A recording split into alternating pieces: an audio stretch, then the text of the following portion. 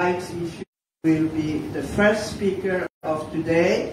Then the second speaker, Galuh Wandita, again, she doesn't need much introduction for those who are knowledgeable about Indonesia. Is a dear friend, and she has worked for the right of people and women in Timor-Leste even before it was Timor-Leste, very courageous for an Indonesian person, and now our organization AJAR has extended the reach of activity to include also other parts of Southeast Asia, including Myanmar, including Bangladesh for their Rohingya camp, and these skills are from our activities there. And then last but not least, again, an old friend and activist. She was first with Empower on issue of sex workers and now with Protection International, and she will be talking about a similar project in southern Thailand. So I think it will be very interesting to listen about this. So maybe, please, Yasmin, all three, you can sit here. Very warm public with a lot of applause. It's not always like this. Okay. Yeah, you can see it. Yeah. So you can find back to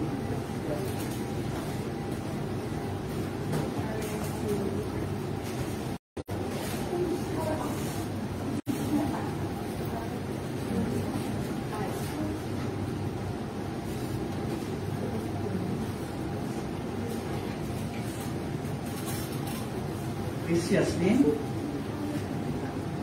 Yasmin?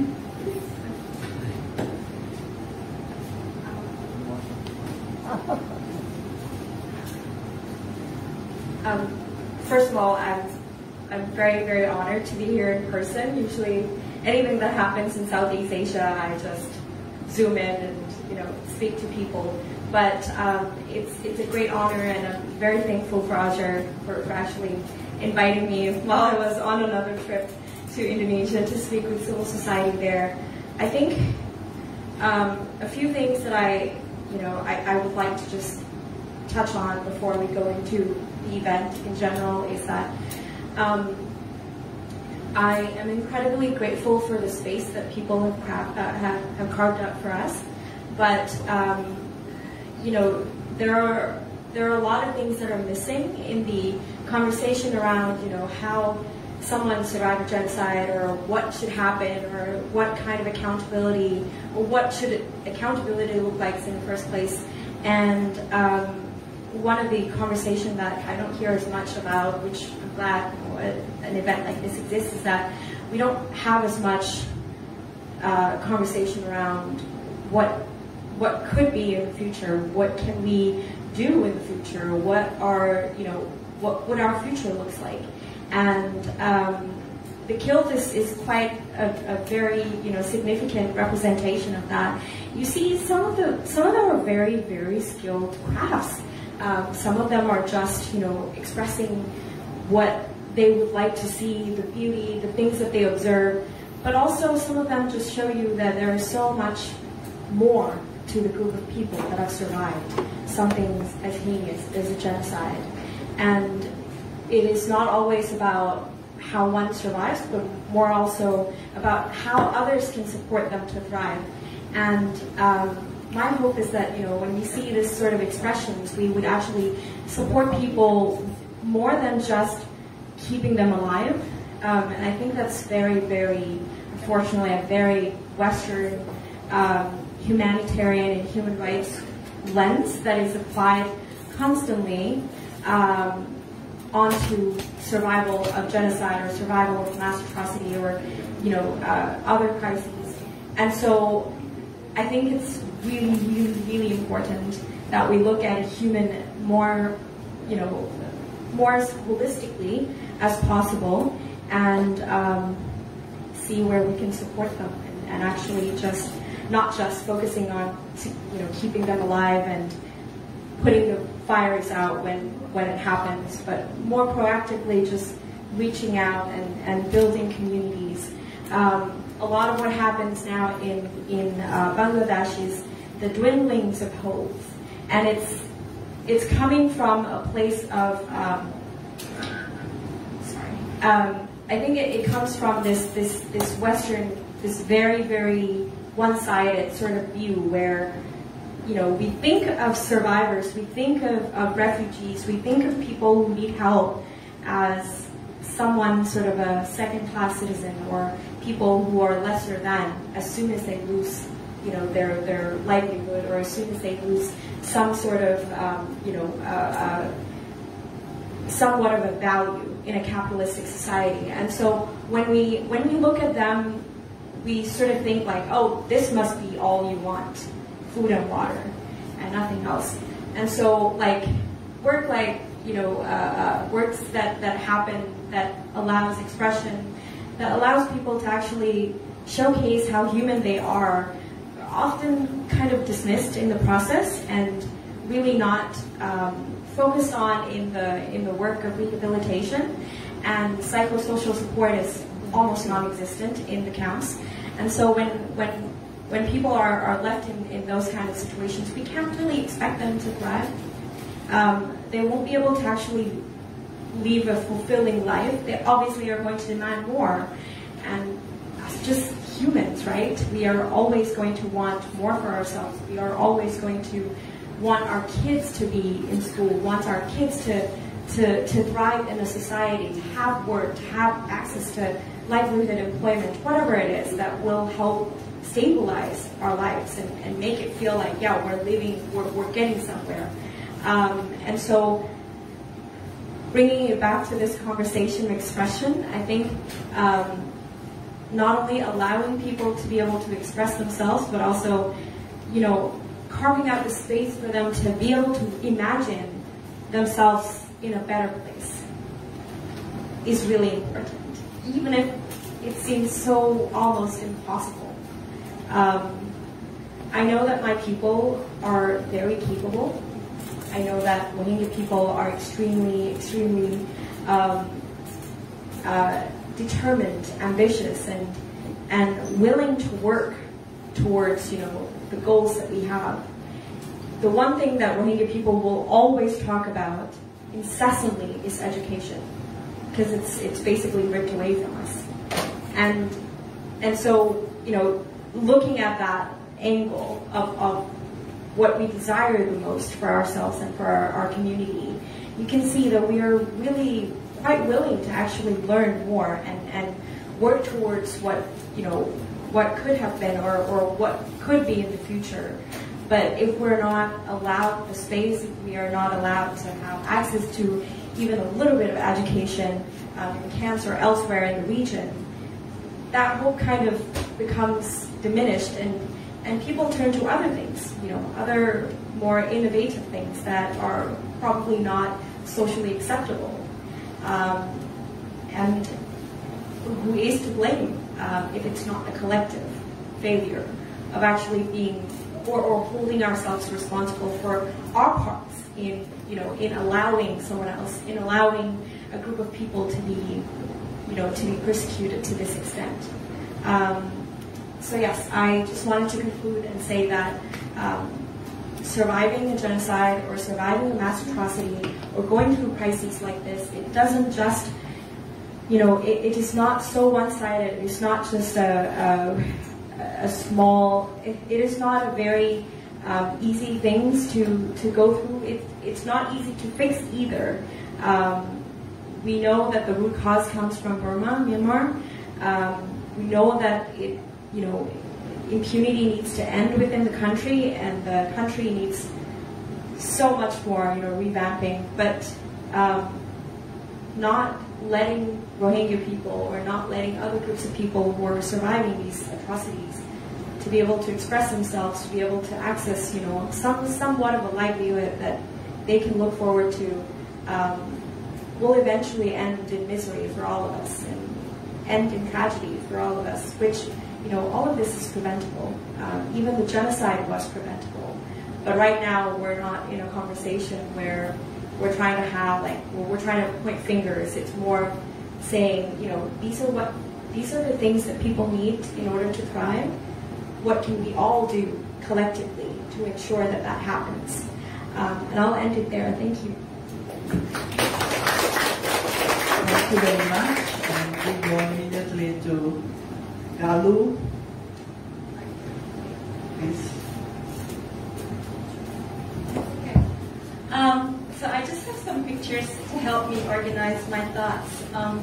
Now it's been 5 years since the big exodus in August 2017. So many things have changed. But one thing that's still the same is that it's still a very long journey to healing and even further to justice. We have COVID, we have the coup in Myanmar. But as Yasmin so eloquently said, it's amazing that hope is still flickering, and it's really because of the resilience and the strength of the Rohingya people. So me as an Indonesian and us as AJAR, we feel really privileged to be able to try to participate in this longer journey that you and your people are taking, and it is a privilege to be learning with you.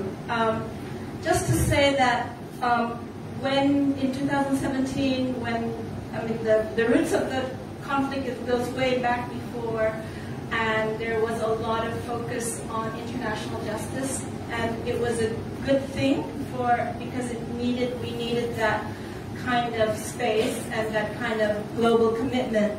However, I just really want to remind everyone that international justice cannot just be sort of ICC or IIMM or UN this if there is no participation of the survivors themselves. So I often use this picture of the rice fields to say that truth, justice, repair, never again. It's part of a holistic model that is very useful. But the key part is participation. And if it's only international justice that we're focusing on, without empowering survivors, then we won't get very far.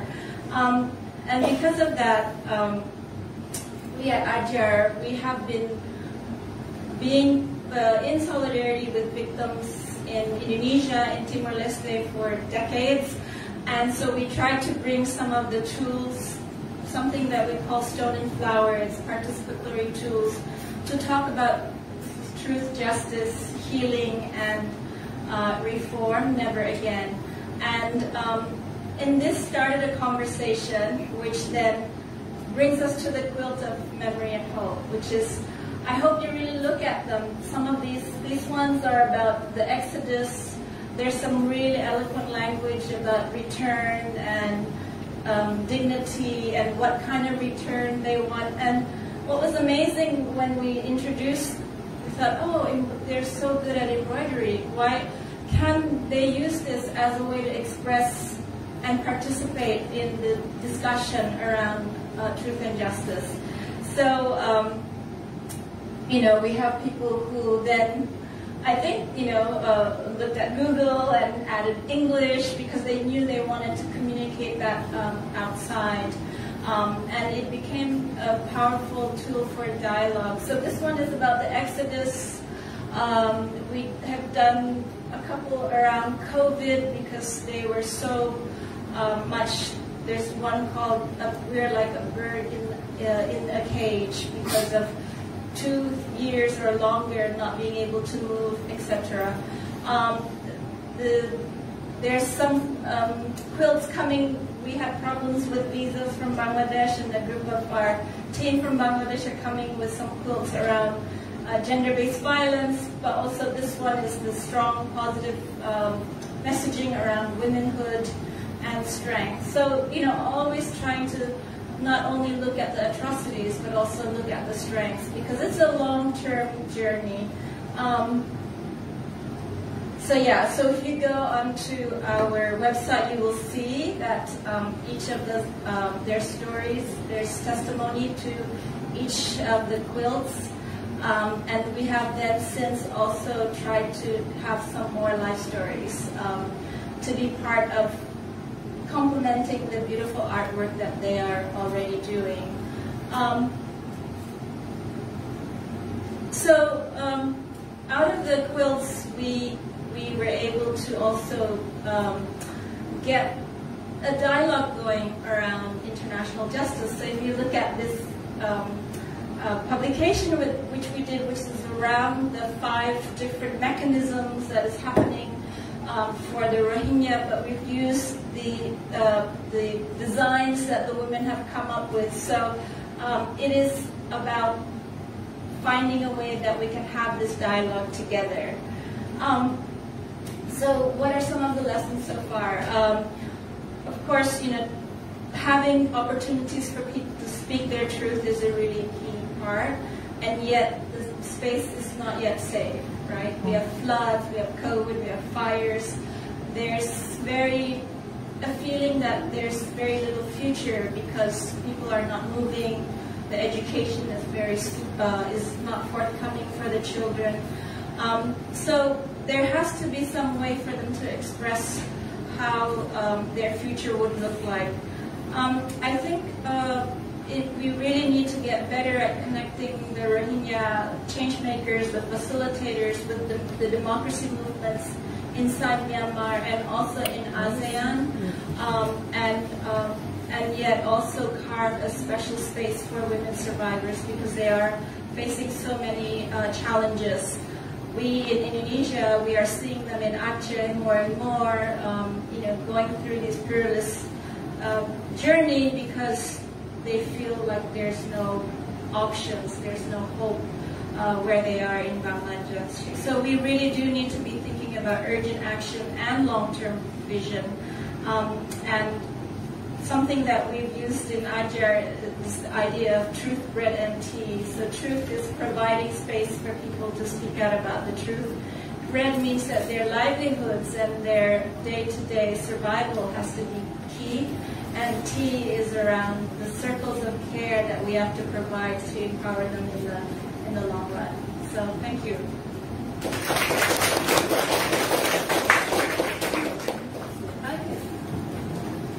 So thank you very much, Galuh. And now we go to the last, not least speaker of today, could be.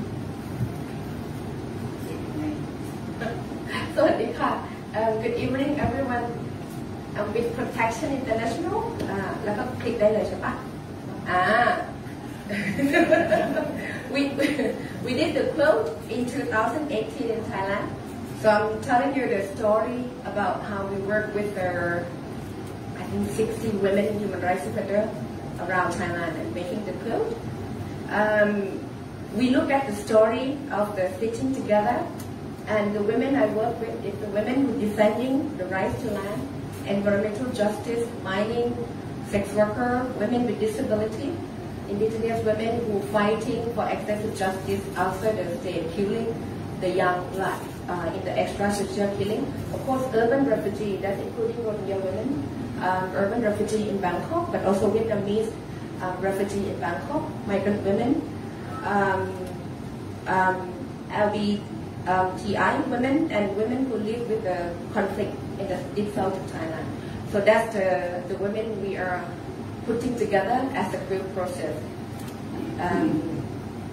We come together and we began the process to make out this story and their story and strengthen the common bond between them. Because the life of the women in many sectors are so isolated. We want some expression together when they be able to do physical things, feeling things together, but also listening to stories of the other women. So this is a tool to make visible of each other work, but also their victories. We sharing about how they've been able to shut down the gold mining, they've been able to overcome the difficulty being a migrant or refugee women there, and they also would like to communicate wider to the society. So each woman have telling their story, and we are traveling around Thailand. So the work of defending human rights is, for us, is little like quilting, because it's very detailed work. I actually didn't do the quilt, sorry. We facilitate the process, but really don't have that patience. But that's defending human rights is like that, yeah. It's very detailed work when you make the quilt, And it takes creativity. You have to find a way to be able to take through and break through. And also it takes commitment, it takes time, it takes lots of things to complete it. And many of the issues in this world, defending human rights is done by women, including the Rohingya women. Yeah? So during the process, we want something art, we want something beautiful, but we want something bang, bang, bang to the government. So then the women agree to come together doing the quilt, but in the process of 1 year, 1.5 years, we are also analysis and assess the government, the Thai government progress on implementing the CEDAW Convention. So then we thought when we come together, we should be developed. And we are very excited to do developing a report card, grading how Thai government doing in the CEDAW. So it's A, B, C, D, E, F, and super F and super minus F. So of course, most of the time it's super minus 100 F women say. But we put together as an advocacy tool and also the report on that as well. All the women who we involved together, 50, 60 of them, they spoke of how the process of creating and sewing their story for the quilt was useful and provide them with the inspiration, with the pride, with the strength, and with the deeper understanding of each other. So they want more women to involve. So then we have to expand the geographical and go to more women during the process. Women also would like to go more. So we go, this is a trip when visiting the women in the Deep South, and not just sewing together, we also playing the football together. Because they felt like it's benefit coming together, one activity, but also it may be linking us to multiple intervention, multiple physical time together. And that's creating their vow together and strengthening their bond to increase the power of their ability to be able to be together and defending human rights. Yeah? Especially the women from the Deep South is particularly felt a solidarity visiting in their community and going to work together with them in a few days, also playing the sport with them. And they feel much needed encouragement during that time. So when it's 1.5 year process, and actually our team is here from PI, F is here and everyone is here. They are the main instrument to take the whole process together with the multiple. And then we did a public event at Alliance Française together with some of the film and also with the international committee in Thailand. We launched the film here at the Bangkok Art National Museum back. And women are very excited to actually, it's the first time for them to showing their quilting, also have opportunity to telling their story with the wider human rights community. Yeah. Not just the quilt we did, we producing the bags. Maybe Pim can show the bags example. No Pim out. And we have some of you who come and tell us, or Yasmin, about how you're supporting the Rohingya women. Then you probably get the bag. So we printed the photo of the quilt in the bag as well. So then we still have the bag to actually distribute into the people. They carry the quilt and the pride of the women everywhere they go, yeah? And the photo of Rohingya women, two of them, but also urban poor women who fighting for housing rights. This is the women who fighting for slum region, urban poor, women who fighting access to land. The women in the Deep South who are the young, but also lesbian and Soji group. In addition, during the time, we also compiling the statistics of judicial harassment against women and human rights defenders in Thailand. We're releasing the statistics because Protection International has been keeping how many grassroots women have been facing judicial harassment since we had military coup 9 years ago. So in that time, in 2018, we're launching, and in that time, it's 440 women. Unfortunately, until now, we have 452 women. They are grassroots women. I'm not counting the pro-democracy or the young activists. This is the women who are fighting for the land, environmental issues, migrant refugees, the poor women. And we're still keeping this statistic and continue to advocate and pushing for more public mechanisms for the government to protect them. We got some media, quite extensive media coverage. And it's very interesting because we got a lot of the interview from the radio station. And somehow you never know what kind of media interesting about your project. It seems like they're really interested about this project. For us, we look at this as the thematic of art for resistance. We try to, PI has exhibition before this called For Those Who Died Trying. That's a photo exhibition. It's for the human rights defenders who were killed or enforced disappearance. And it's a very warm welcome by Thai society as well. The quilting, this quilting we did in 2018 is the second try to look at, explore the strengthen intersection between art, activism, and social change. Because we think art allows us to see and hear and think in the new way. It also provides society and with experiential knowledge, which is not so much of threatening them, but allowing them to considering a new way of thinking and understanding. We think it's much more touching heart and soul of the people. Art also helps to convey that we are all part of that and affecting by the world around us. So we hope when we look at the quilt for Rohingya women, we can also try to imagine how the world affecting the women and how the women are living in the world. And using the art as a collective action and mobilization can stimulating the confidence in our ability to change our situation to be better. And that's what the women I work for are saying since 2018. We hear from Yasmin just now. It's similar, yeah? It's a similar process. It's about the expression of strengthening ability and confidence to be able to tell your story in a very difficult situation. We also think art can also contribute to shaping social and cultural norms, also political agenda. You can see so many public protests at the moment around Southeast Asia Military Alliance. Many, they use art, yeah, sparkling dialogue action, and helping us to imagine a much more just world. Because, I mean, for the human rights organization or women's rights organization or pro-democracy movement, sometimes we are all caught up with everyday tactics of resisting injustice, and we forgot what the world to look like, and we forgot to describe them in a very way of storytelling. So then we must imagine and show our vision of different and fairer world to the society. And as I think Yasmin said something about starting in mind, and that's us as well. The change starts in the mind, and if we can imagine it, if we can really see it, then we can build it together. I have a few, and I think this is important by using art, and I think this, when we look at the field for Rohingya women as well, it's about us have opportunity to gotten to hear fully about experiences directly from the women who live it. Because so many representation happening and it's not actually representing. It's not the women themselves, yeah? Conversing via art in many ways come more naturally than using a written word. We know many of the women we work with are not actually writers. The expression is not writing, the expression is something else.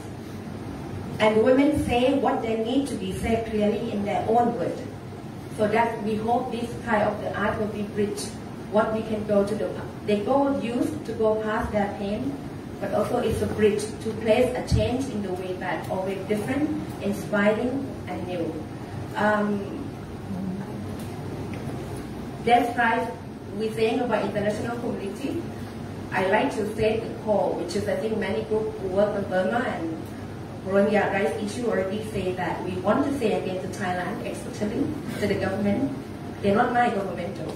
They're military, but we want the new government to take after election from May, if they're really coming from the people, and the ASEAN to reinforce repeated call for immediately refer the junta into international criminal court and domestic court to hold them accountable.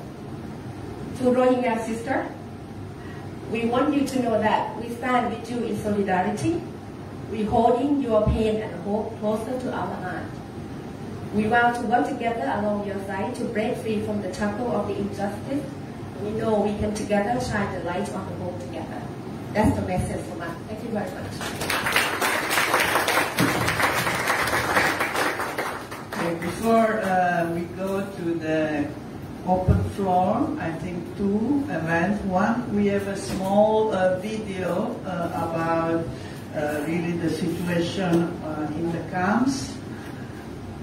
I think it's fine. You can also change your position for now. But basically a small video, and then we have also another Rohingya woman who we didn't know was coming, and therefore we didn't invite to be a speaker, but I am sure she has a lot to say too. She's based in Australia, and then so we will also give her an opportunity to share, and then we will open for question, answer, reflection to anyone who is here today or online. So first we watch the movie.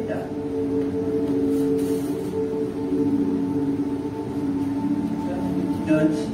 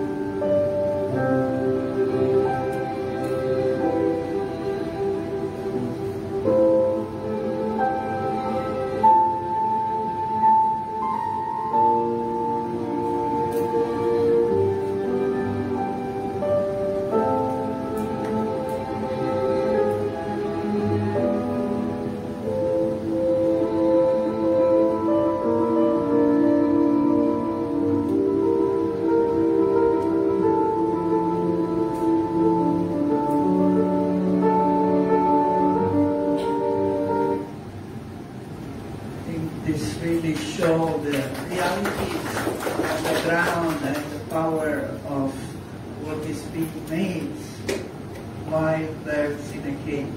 So please, I think Nur Aziza, please come to the front and please feel free to share.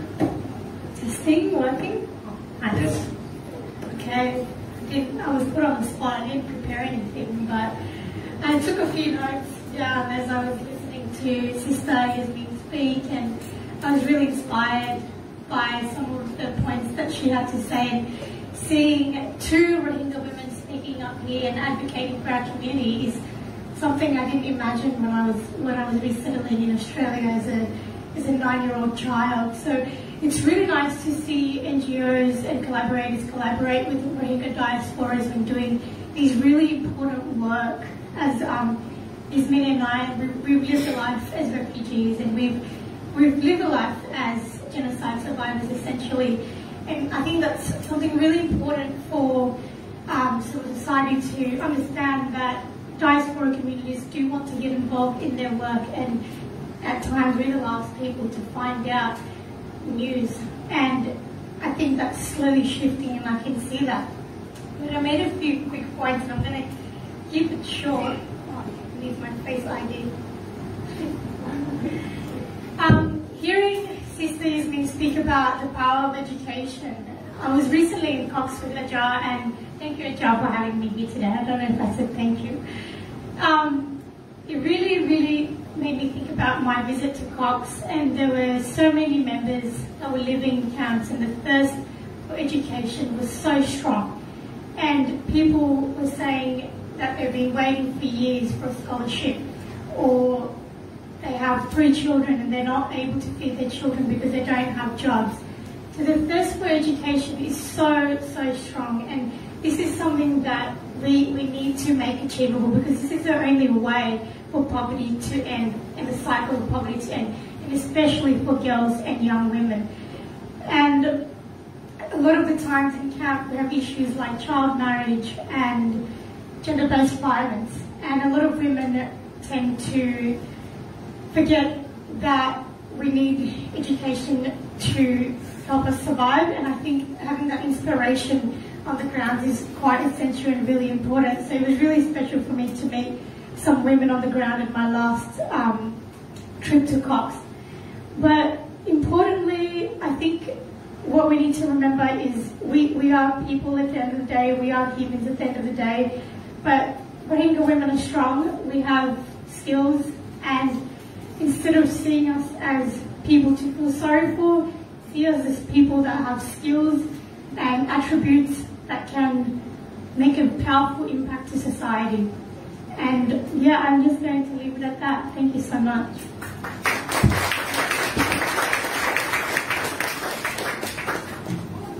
Thank you, Nur. And please feel free to comment and ask questions. We are going to take 3 questions first for the first round, and then give an opportunity to the speaker to comment. Please. Anyone? Yeah, please. You can come back to the front. Any question or comments or reflection? Okay, please. Thank you very much for all the speakers and for your sharing and thoughts. I appreciate all of your words, especially in the area of the conflict. I know some of you refer to the issues of gender-based violence, which has taken place as well in the camp. What is the perspective of the people who are working as a human rights defender? Would you like to share with us the way that we can particularly cope with it?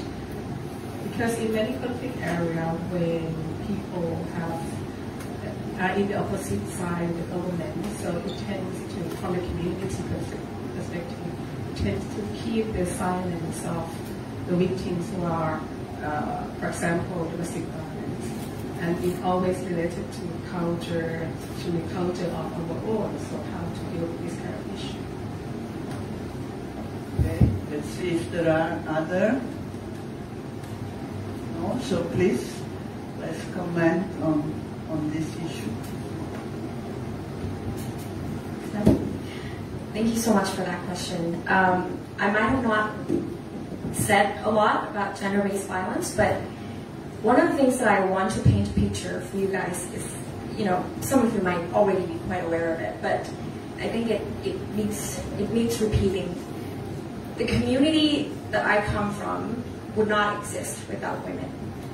And not in a, you know, philosophical sense, but more so in the sense that the women have been the carrier of the culture, of heritage, of various different things that make us who we are today.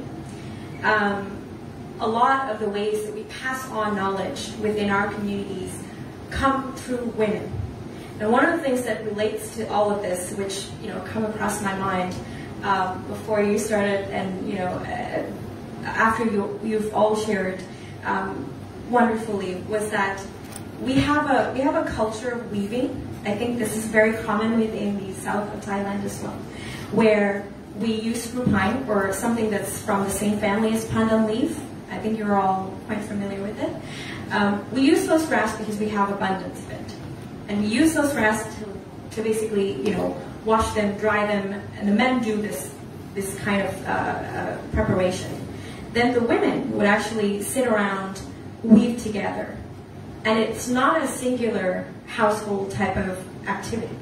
The entire neighborhood would come together in order to serve this one family, to weave for this family, so that this family can have, you know, belongings, baskets, mats that would last about 3-4 months, and, you know, something that they can use for a while. And this would be reciprocated all across the neighborhood. This is what the Rohingya community is. We come together to help one another. The 740,000 people who have left from Burma to Bangladesh would not have survived if it was not the community trying to help one another survive. Now, the reason why I said that it's all coming back to women is because when the women sit around and weave together, they actually pass on that knowledge of how to weave, from elderly women down to the younger women. Young children would also sit around to watch what was going on and the passing of that culture. And that moment, the children are also involved. You know, there would be stories of folklore shared. There would be toys that are made of the screw pine leaf. And then there would also be, you know, men that are in the background helping, preparing, making sure everything works. And then, you know, the culture that's passed on to other women are now sort of disrupted in the camps, because we're no longer in the presence of, you know, the nature of the resources that we used to have in Rakhine State. So what it means is that disruption of the passing of culture has created a lot of, you know, space and vacuum for other things to come in between. Women also used to do a lot of embroidery. My mom does, you know, really wonderful embroidery. She stopped. And that's also, you know, an issue, right? When someone becomes refugee, their skill set is not actually considered appropriate to the society that they integrate into, because they need to now adopt a new identity that is more palatable to the society that they live in. Growing up in Thailand, and I have, for 16 years, I've obviously had to erase a lot of parts of me in order to actually shed this ideals, or this stench that I have almost at that time. That's how I perceived it. That it was so, you know, unfavorable to the Thai society, because I didn't fit in. But this is how, like, all this trauma carries on. I saw how my mom had to erase her own, you know, her own culture, her own self, in order to fit into this Thai society, and later on in Norway. Now I have to try to find a way to reconnect with it. And through writing a children's book, I was able to actually find this out about the screw pine weaving, about this culture of collectivity that we have. What the military has done very successfully, and it's being reproduced everywhere, not just in Bangladesh, is that they have instilled the kind of fear that cannot be shed, that cannot be challenged in the mind of the people. One way that they did this was first to actually ensure that women feel insecure about not having protection. And the ways they did this was back in the days when my grandmothers were still young. My grandmothers would have to put coal on their face in order to look sort of blemished, to look like they're unclean. When the military comes and raid the house at night, the men would leave because they would try to kill the men who are well-read, who are literate first. And that's explaining the thirst for education that we have so much, even though we're persecuted for it. Because that was one way that they tried to, ensure that there is a disintegration of the society, is to ensure the people who are well-read are no longer alive, that we're targeting them, persecuting them. Now the women actually put coals on their face as a regular, precaution in order to not be raped, in order to not be kidnapped. And this was done like in the 40s, in 1940s, 1930s. And then later on, they continue the raiding, of course, to ensure that this is still something that people fear for their lives.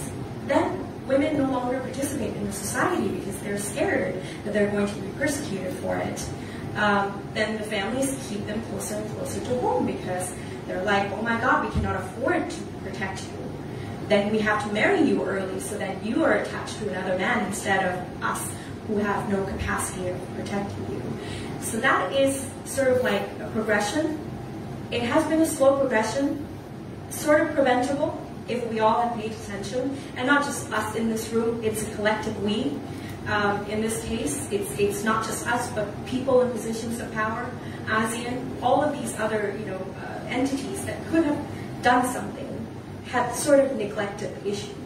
And then the military had basically decided, well, the last threat of this for annihilation, which the General Min Aung Hlaing, who is now the Prime Minister, has said, who demanded commanded the genocide in 2017, said, well, let's finish the unfinished business, which means, the Rohingya problem.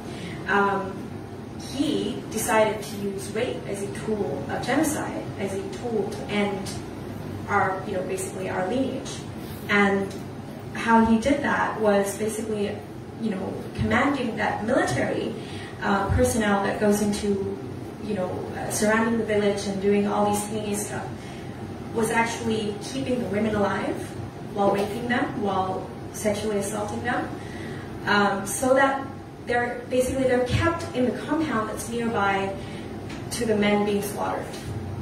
This is strategically done, deliberately done, in order for the women to hear every single scream that goes on, everything that was going on outside, for them to be able to witness it, so that they would carry that and pass it on to the younger generation. And it is happening.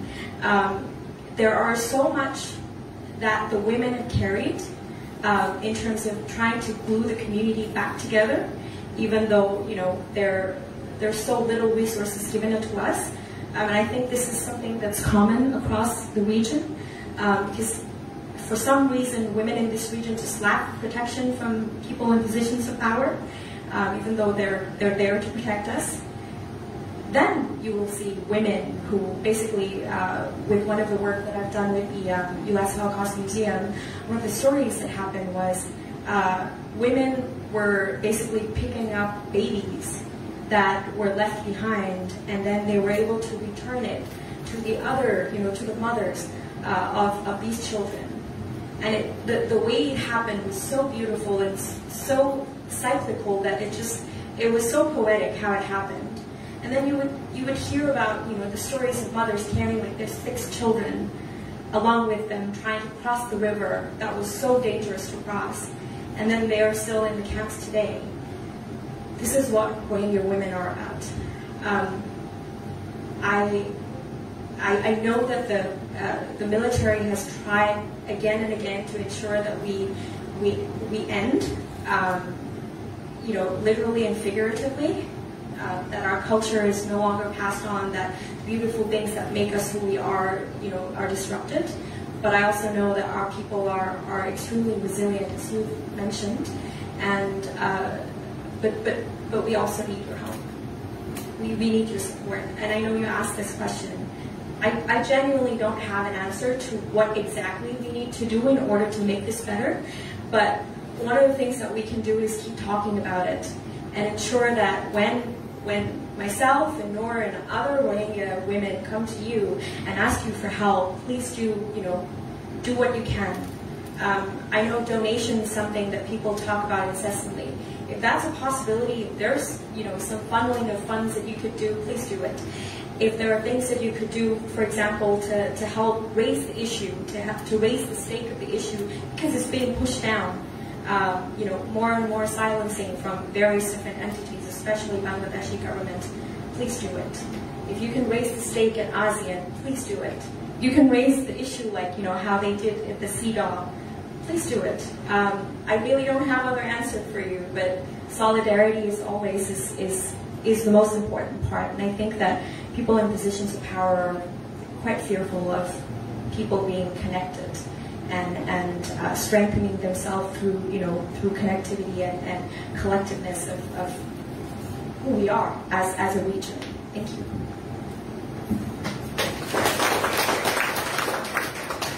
Galuh and then Dee.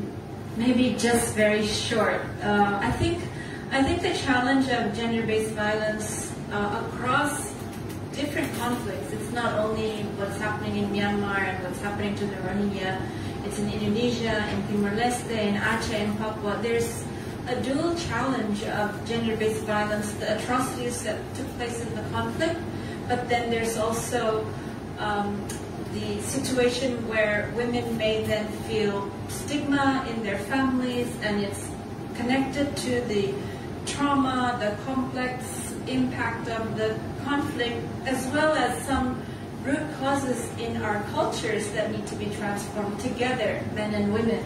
And so that's why after these atrocities take place, there is a potential for transformation. And it is a powerful vision when you're thinking about the atrocities that you experience, but then to think that there's injustice that happened to me, but there's also injustice within my community, and perhaps this is a good time to have a conversation about it and try to work on it at the same time. But it's very difficult.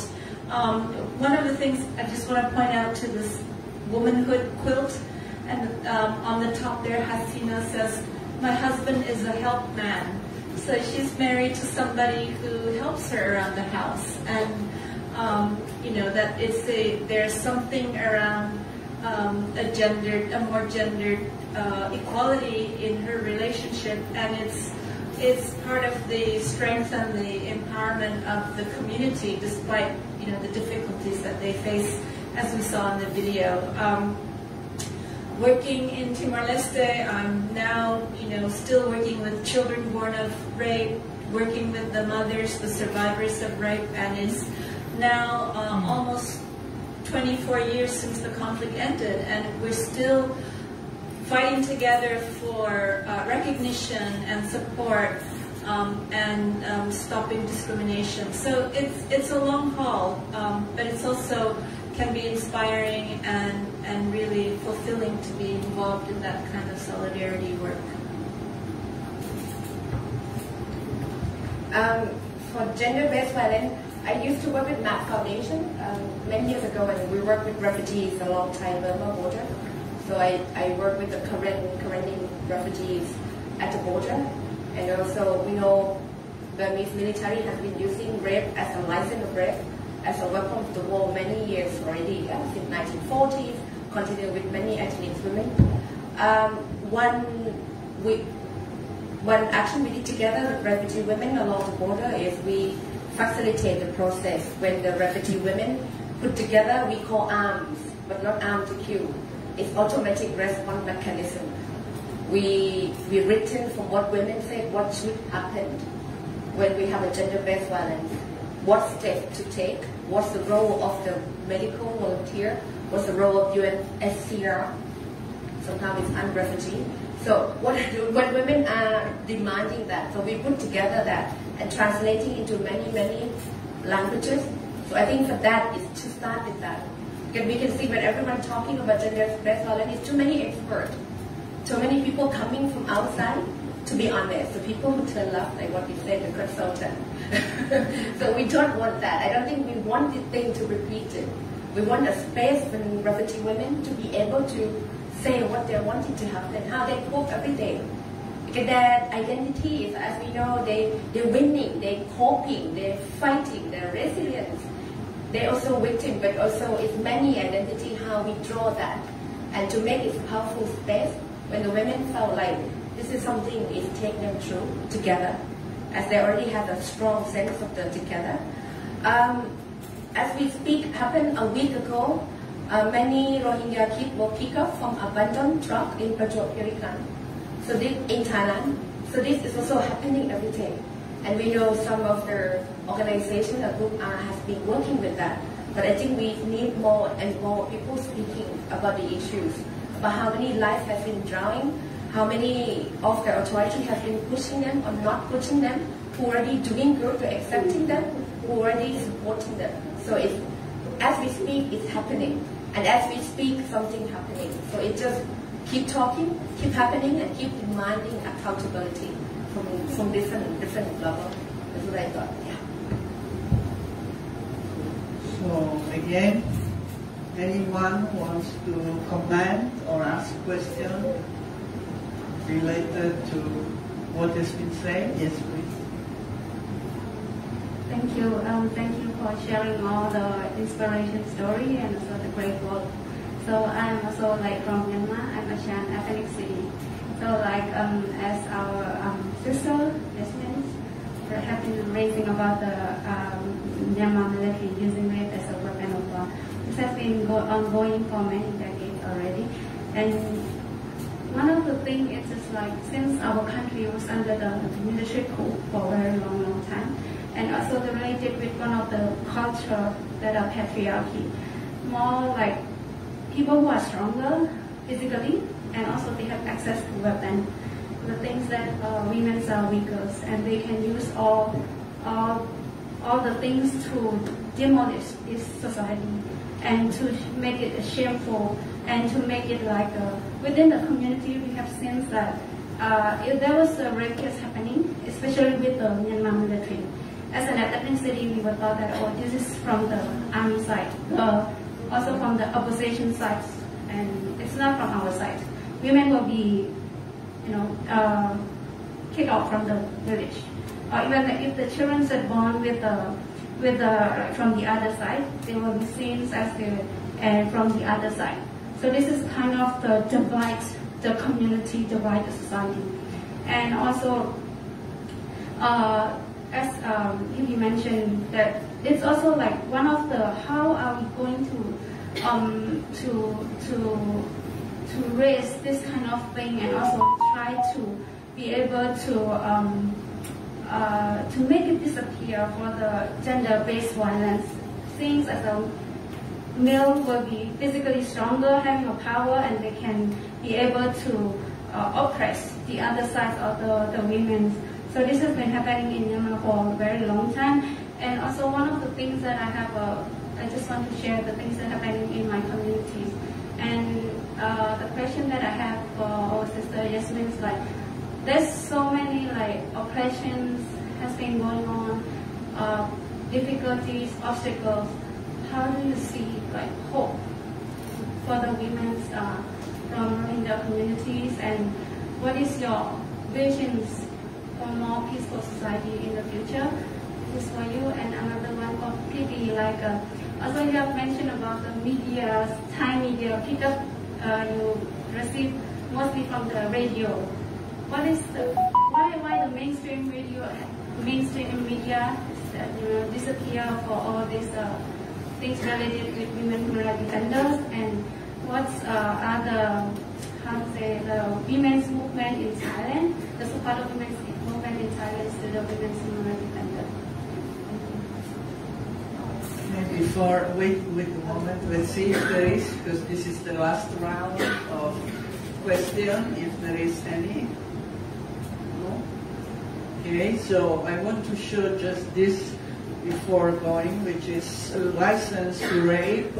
This was published in 2002 and talks about the Burmese military regime, the use of rape as a tool for war, sham states. So again, we see how widespread it has been and it continues to be. So this is actually very important study done by the Young Women Network in 2002. And if you want to read it, please come to Junction and read it. But I think it's very important to be aware that we are not talking about isolated episode of violence. Yes, please. It's actually more media, but radio station is surprising me. Because it seems like radio station in Thailand is actually not many of them are progressive anyway, but some of them even conservative. This kind of project of art is a way of tasting dialogue with them, because they like to. We had their Women Human Rights Defender diary project before that, and they also love it. I think radio people maybe like to imagine when we're listening to radio about diary, and now the embroidery, the quilt, but also some mainstream media, the newspaper are covering them, and especially the website, because it's not news. Yeah? When we're launching the quilt, it can't be new because it's something they can't grasp, but English newspaper or some other Thai media, they tend to follow up the scoop, the article, and interview the women in the article. We have progressive media in Thailand online, like Pracha Thai or the article. They come and doing the clip. It's actually the clip of the young women talking about how her father has been killed by the military in the checkpoint in deep south of Thailand. So then it's also quite extensive cover of the media. But of course, media has been censored. We have media ethics bill in Thailand, which is trying to control the media at the moment. As we know, Thailand is not that amazing as we understood or feel.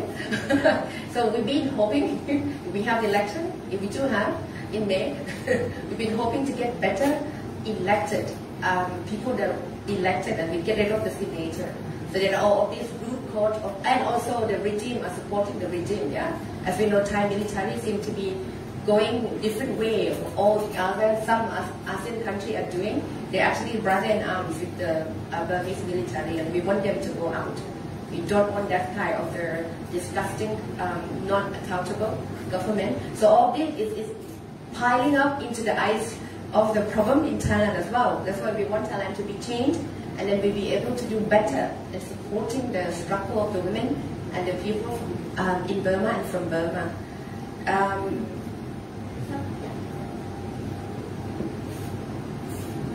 Thank you so much for sharing that. I'm quite keen on actually connecting that dots within our country. And my aspiration may be a little bit too lofty at the moment, but it's something that needs to happen for the country to actually be able to move forward. And one of the things that I am continuously pushing the NUG and other entities that are,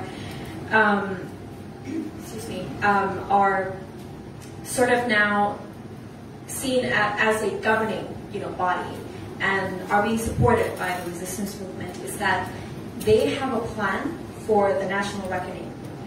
And one of this is because the genocide or the mass atrocity that happens across the country, not just within the past 2 years, but in the past 70 years towards Rohingya and other ethnic communities, is not just violence. It's not just direct violence. It's so many layers of structural, direct, and cultural violence that took place at many layers of infrastructures and institutions. And it would not be, we would not be able to move forward as a country unless we account for everything that has happened as much as we can. A lot of the victims that have been impacted have passed away in our communities, but as many of those should come to light. And one of the ways that we should be able to do that is judicial reform, right? But it's the reform in the country is we have heard of it so many times, We really need a real reform, but not just a reform of a judicial system, but also all aspects of governance. The one part that is going to need to happen, which should lead this process, is the Truth and Reconciliation Commission. If that can happen, it should, women should be the center of it. And why we need to be the center of it was because we are the most impacted group, including other minorities, including, people with different sexual orientations that have been persecuted as well. But it always starts with women. The license to rape also led the work towards the rape by command by Razia Sultana, another Rohingya sister of ours, who basically published this to establish the chain of command that comes from General Min Aung Hlaing down to the soldiers that actually enacted the raping in the Rohingya village, in Mongnu and many other villages during 2017 genocidal campaigns. So there are so many different things that we can talk about in terms of like what the aspirations are for our women, but this needs to happen first in order to hear from the victims of what they actually want. And this has been repeated many times by these two wonderful women. It bears repeating, because unless we actually hear from the victims, from the people who have survived the issues, survived the violence, what they see as justice and accountability, we won't be able to actually move as far as we need. There will always be resentment, and the need for us to push for the NUG and other resistance groups to actually adopt this sort of thinking of how we can reimagine this society together is that we need a national reckoning and reconciliation to be able to build this country anew. The push has to come from all sides, and not just the Rohingya community, but also other ethnic communities. Now that ethnic communities have a say, now that we all have somewhat of a sway to the people in positions of power, it needs to come from all sides, because really, like, how are we going to actually move forward as a democratic society without thinking about intersectionality and who has been hurt in the process of all of these different waves of violence that have taken place, without looking at what they want? What does reparations look like for women who've been raped in Shan State? What does it look like for farmers who've been whose lands have been taken? Is it restitutions of land? Is it reparations money? Who's going to pay for it? All of this needs to sort of be planned out, no, right? As a government, and so I think that's personally that's my hope. But for Rohingya women, there are so many different layers of struggles that our women have always prevailed. One of the you just went to the trip. My sister Noor has just gone to a Cox's Bazar. I went to before the pandemic hit and we all had to stop traveling. And what I've seen there was just something super mind-blowing. They have so little access to resources, but they're there to do the work. They're there, resiliently, patiently, determined to work. One of the ways that they are protecting each other was one of the groups of women that I've talked to said that, because the Bangladeshi authorities don't protect us and we face kidnapping, human trafficking, all of that happening in the camps, because they basically shut the camps down and all workers, like aid workers and humanitarian workers, need to leave.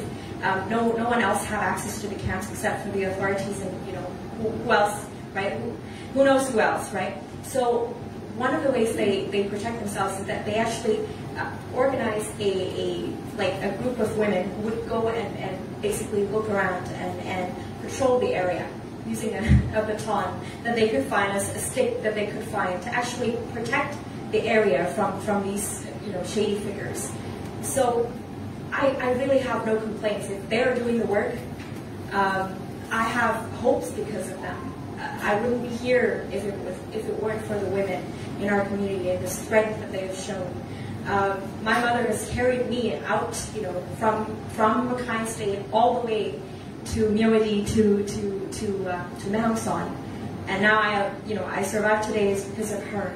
So all of this has basically grounded me in the idea that we can actually turn a page. I think our women would be able to, rebuild the country if we were given the chance. And I really hope that we continue to be the center of this sort of force to be reckoned with within Myanmar Burma, and that people who will become decision makers will understand the weight and the enormity of what women can do and how much we can help change the country for the better.